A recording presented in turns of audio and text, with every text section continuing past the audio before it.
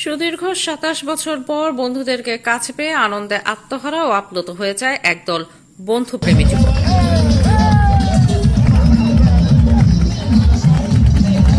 এমনটি দেখা মিলল টাঙ্গাইল জেলার নাগরপুর থানার সলিমাবাদ ইউনিয়নের এসটিআই হাই স্কুলের এসএসসি পরীক্ষার্থী ৯৯ ব্যাচের পুনর্মিলনী ও নৌভ্রমণ অনুষ্ঠানে।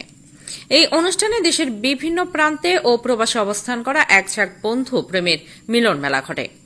সত্যি এটি ছিল বন্ধুত্বের প্রতি ভালোবাসা ও আত্মার টান, যে কি জিনিস তারই এক নজিরবিহীন ঘটনা।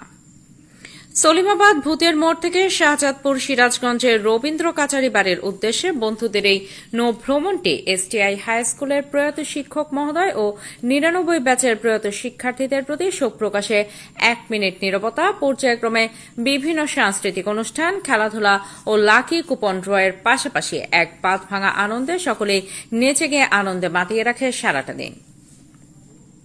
দীর্ঘ ২৭টি বছর আগে স্কুল আঙিনা ছেড়ে যাওয়া সেই প্রিয় বন্ধুটিকে সুদীর্ঘ ২৭ বছর পর আবার একান্ত কাছে পেয়ে আলোচনার এক পর্যায়ে আবেগে কেঁদেই ফেলেন অনেকে। আর এই অনুষ্ঠানের মধ্য দিয়ে তারা আবার নতুন করে প্রতিজ্ঞা করে যে আর কখনোই কেউ কাউকে ছেড়ে যাবে না।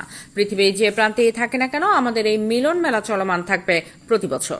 অনুষ্ঠানটিতে বিদেশে থাকা বন্ধুদের ভালোবাসা ছিল অফুরন্ত, আর যারা দেশে থেকেও উপস্থিত হতে পারেনি তাদের ছিল শুভকামনা। এটি নিঃসন্দেহে বন্ধুর প্রতি বন্ধুর হৃদয়ের যে টান, তার একটি মাইলফলক হয়ে থাকবে।